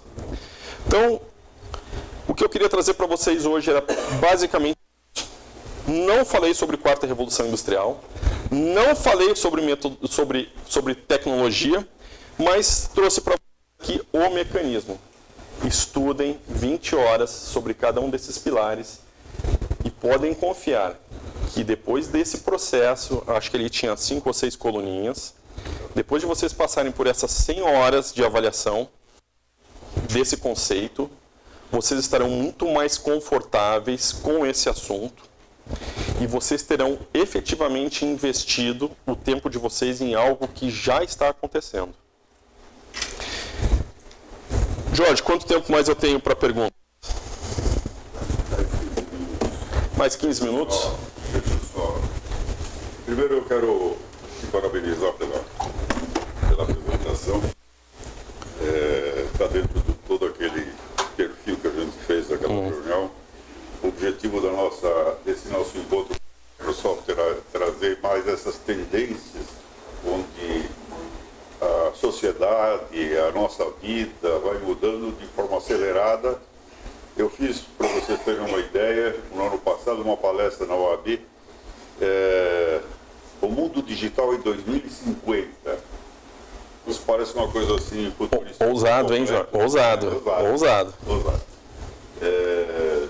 E tenho feito algumas apresentações também sobre o mundo digital em 2030, que está mais perto. Essas mudanças que o Marcelo apresentou são mudanças que as pessoas não percebem. Então, a maioria das pessoas está vivendo a vida na correria, na situação do trabalho, da política, do país, mas esquecem de fazer esse acompanhamento. O mundo está mudando numa velocidade incrível. E o formato dos nossos encontros tem a ideia de que o primeiro palestrante mostra tendências e o segundo palestrante mostra segurança na internet, que é outra coisa que as pessoas são usuários de informática, mas não conhecem as ferramentas de segurança na internet. E a internet está muito forte nessa questão dos ataques aos sistemas e é importante que todos vocês conheçam. Eu quero agradecer mais uma vez a tua participação, a tua presença. Quero agradecer em especial ao Otávio. Que me deixou aparecer aqui que hoje. deixou aparecer aqui hoje, e a tua esposa, como é que ela chama? Mariana. A Mariana, que deixou você também vir aqui hoje, porque você tinha horário para cuidar do Otávio. E nós vamos abrir para pergunta durante 10 minutos.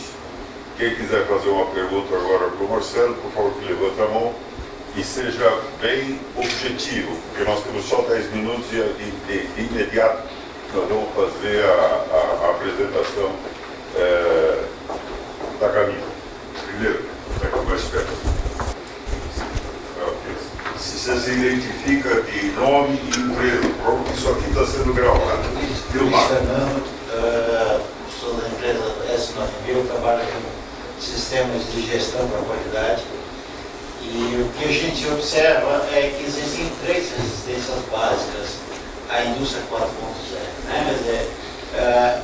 O empresário que não quer mudar, o homem de TI que não quer mudança porque ele não conhece a nova tecnologia e ameaça, né?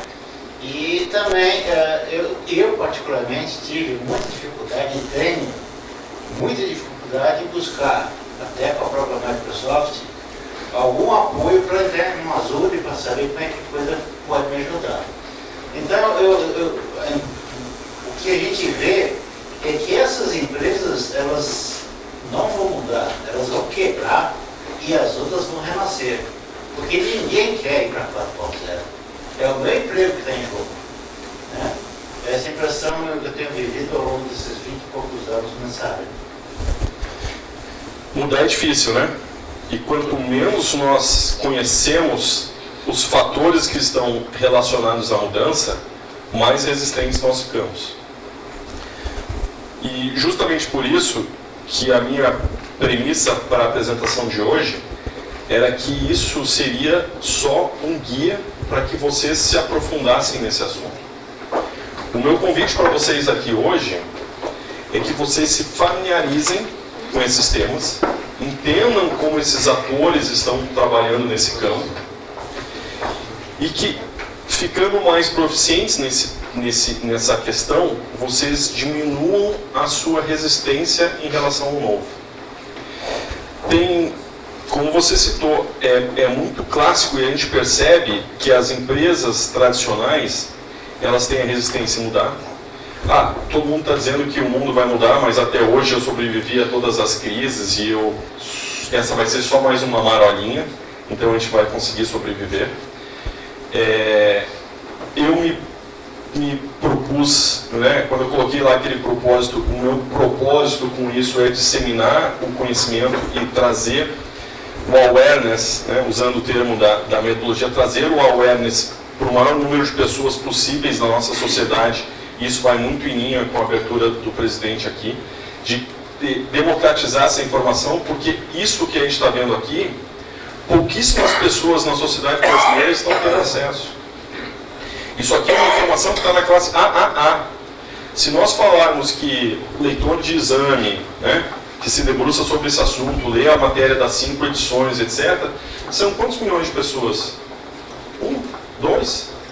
No universo de 200 milhões de brasileiros, quando a gente olha a competição global, o que outros países já estão muito mais avançados nesse novo mundo, a gente corre o risco de ter uma obsolescência tecnológica no Brasil se nós não despertarmos a sociedade e disseminarmos esse conhecimento. E aí eu parabenizo o grupo de estudos aqui do CRA por ser um dos agentes na sociedade que está trazendo esse tipo de discussão, do qual eu gosto muito de participar, porque eu fui despertado para esse assunto quando também num evento, num encontro como esse, eu sentado na plateia, uma pessoa fez uma apresentação sobre o futuro e mostrou um número que em 2050 nós teríamos 50% de desemprego no mundo. Isso me chocou. Só que essa pessoa, ao mesmo tempo que foi a Rosa Alegria, ela colocou isso de uma forma bastante inteligente. Ela disse assim, felizmente nós teremos 50% de desemprego no mundo. Eu disse, não entendi. E ela falou assim, finalmente as pessoas vão se libertar da escravidão do trabalho e vão conseguir viver as vidas que os humanos deveriam viver, porque esse desenho de trabalho que a gente fica 8, 10 horas dentro de uma companhia todos os dias, ele remonta de 200 anos. Isso não é a história do ser humano. Então nós tendemos a recuperar a nossa condição de humano trabalhando muito menos. Só que daí entra toda uma discussão que a gente vai levar mais umas 120 horas aqui para debater, e eu não estou exagerando, sobre como é que a gente vai viver no capitalismo, onde é um capitalismo de consumo, onde as pessoas precisam do seu salário para consumirem, para girarem a economia, e isso é um dos pilares do capitalismo. E aí começa toda uma outra conversa, que também anotem esse termo, do Basic Income, Universal Basic Income, que é a distribuição de renda para a sociedade, e aí começa, até o Bill Gates tem uma entrevista com ele que ele defende, e aqui no Brasil já surgiu essa discussão da taxação do trabalho dos robôs. Então, se eu estou tirando a sociedade do trabalho, estou fazendo os robôs trabalharem, então eu tenho uma taxa para isso, essa taxa, esse imposto se reverte com uma distribuição de renda para a sociedade para que ela continue movendo o capitalismo. Então, são conceitos que vão muito além daqui. Que vocês estarão preparados, acredito que, para essa discussão, depois de passarem pelas 20 horas de cada um desses pilares, tá? Tenho mais duas perguntas, eu vou pedir mais uma vez que sejam objetivas e eu peço ao Marcelo também que faça as respostas objetivas. Bom dia, meu nome é Carlos, sou consultor de RH. Obrigado por compartilhar o seu conhecimento com a gente. Minhas duas perguntas, de certa forma, você já respondeu, uma delas. Tem a ver com políticas públicas. Por exemplo, você falou da mobilidade, veículo autônomo. Mas, por exemplo, quanto que as cidades estão preparadas? Por exemplo, São Paulo vai fazer uma licitação para transporte de 20 anos. Quer dizer, em 2 anos muita coisa muda.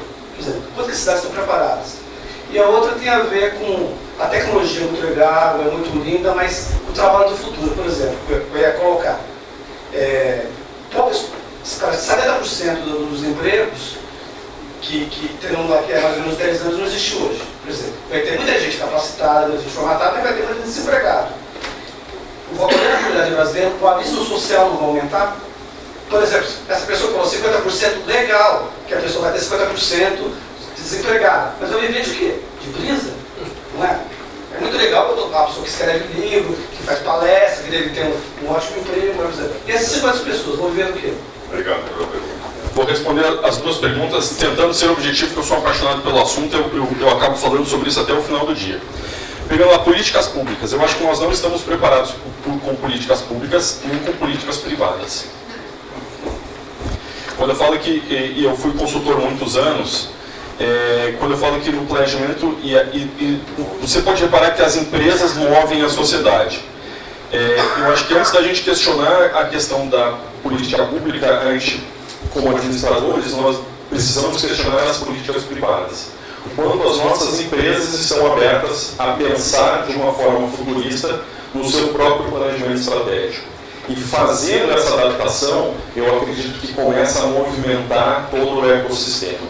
Tá? Então eu não partia primeiramente para as políticas públicas. E a segunda, que é a questão de como as pessoas vão viver sem ter salário. E aí, de novo, não tem como eu explicar aqui, mas procurem no YouTube sobre Universal Income. Tem cientistas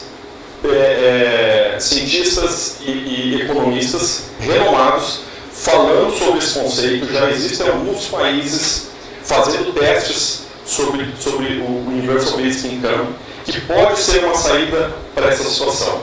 E lembrando que toda mudança, antes de melhorar, piora. Então, eu acredito, e é uma visão pessoal, eu acredito que nesse momento de transição a gente vai ter um certo tipo de dor para daqui a algumas décadas a gente viver numa sociedade muito melhor que a gente vive hoje. Bom dia, Marcelo. Nome. Eu faço parte do GES, Grupo de Excelência em Ética e Sustentabilidade aqui do Ceará. A tua fala me fez me lembrar muito bem do filme chamado Blade Runner. E eu quero abordar só isso. Máquina e gente. Essa ligação. A gente vai entrar numa discussão que existe.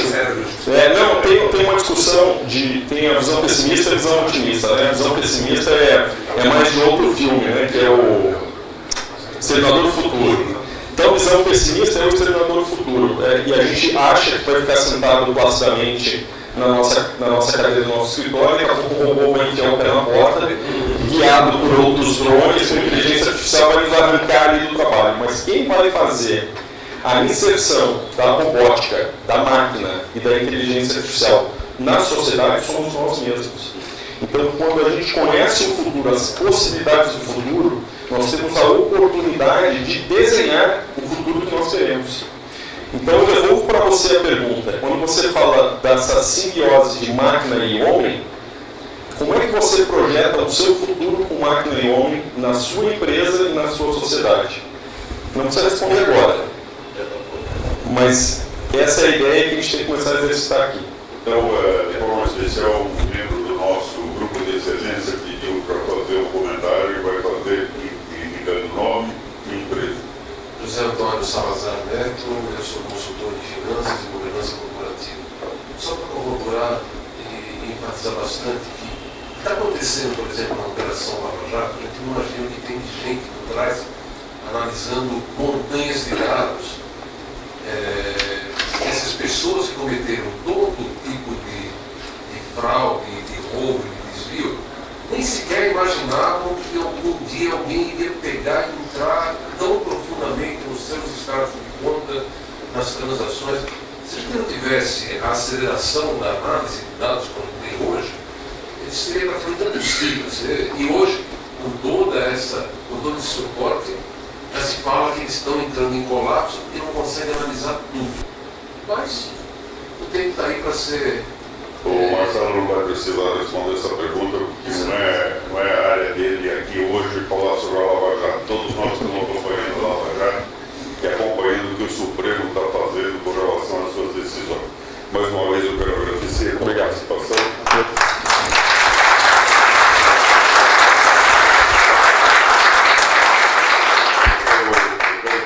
Você para sentar e assistir agora a palestra da Camila. E deixa eu tomar um último ano, né? Dentro da nossa programação, ela vai fazer a apresentação dela. Ao final, vocês vão receber um certificado aqui do CRA de agradecimento e vocês vão ser entrevistados pelo CRA, que faz um vídeo de 5 minutos de uma entrevista, de forma objetiva, o que foi apresentado hoje aqui. Mais uma vez, obrigado. Eu que agradeço a oportunidade. Isso está completamente em linha com o nosso propósito de disseminar esse conhecimento para toda a sociedade. Muito obrigado.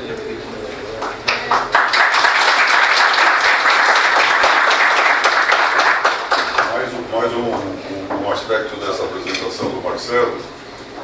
A apresentação dele é muito rica, o PowerPoint dele aí é incrível, tem informações incríveis. Ele já autorizou a disponibilidade dele para os participantes aqui do evento e para aqueles administradores que depois vão acessar nosso site do CRA. Lá nós temos o espaço do Grupo de Excelência de Estudos de Tecnologia Digital e esse material também vai estar lá para todo e qualquer administrador poder acessar. Eu creio que foi uma palestra muito rica em informações. E eu fico muito feliz de que isso esteja sendo filmado para que a gente possa compartilhar com a sociedade com